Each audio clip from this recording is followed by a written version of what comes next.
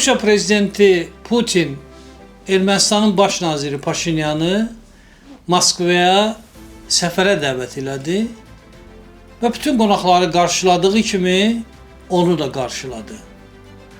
Ancaq bundan sonra baş verənlər artıq ilk dəfə baş verən hadisələr idi. Heç vaxt Putin mətbuat qarşısında bu qədər açıq danışmırdı, heç vaxt problemləri ortaya qoymurdu mətbuat işçiləri qarşısında. Ancaq nədənsə bu dəfə bu yolu seçdi və Putinlə çox Trumpa oxşadı. Adətən belə görüşlərdə Rusiya prezidenti qonaq üçün xoş olan sözlər söyləyərdi, müsbət tendensiyalardan, məsələlərdən danışardı. Ancaq əsas problemləri ikilikdə yaxud nümayəndə heyətlərinin iştirakı ilə ancaq mətbuat olmadan müzakirə edərdi. Nədən Putin bu yolu seçdi? Və nədən Ermənistana növbəti, bəlkə də sonuncu xəbərdarlıq etmək qərarına gəldi? Məlumdur ki, qarşıdan parlament seçkiləri gəlir və bu Putin üçün son dərəcə mühüm əhəmiyyətə malik olan seçkilərdir. Paşinyanın davranışlarına bu qədər səbr elədi, dayandı. Ermənistana qarşı heç bir kəskin addım atılmadı. Ancaq artıq Rusiya son həddədir.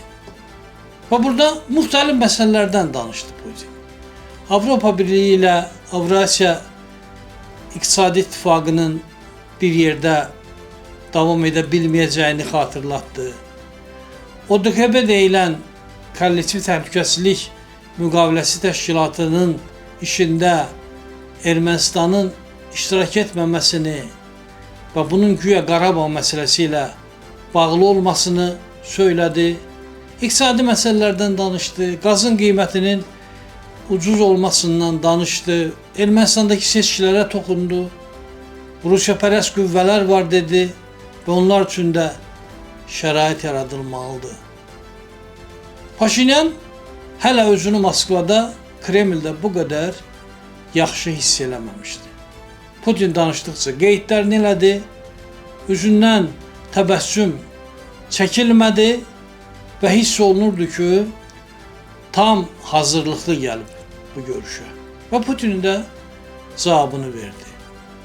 Cavabını verdi, seçki qabağı dövrdə əlavə xallar qazandı.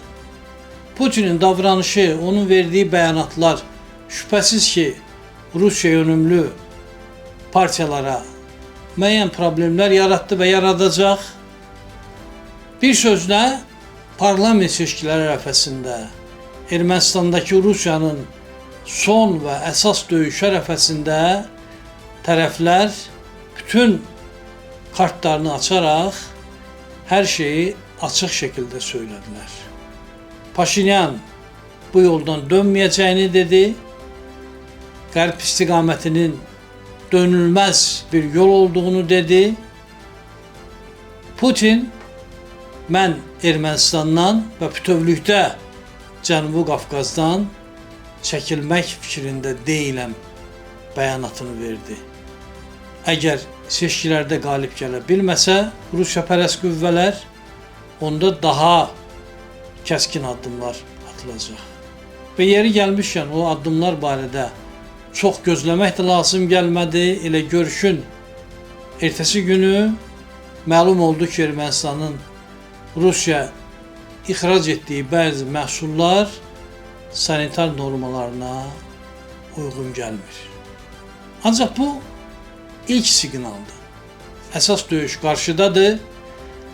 Rusiyanı Ermənistanda ağır bir mübarizə gözləyir. Ümid eləyək ki, məğlubiyyətlə bitəcək bir mübarizə gözləyir. Çünki Ermənistanda Rusiyapərəst qüvvələrin məğlubiyyəti Ermənistanın və bütövlükdə Cənubi Qafqazın Rusiyanın təsirindən xilas olması deməkdir.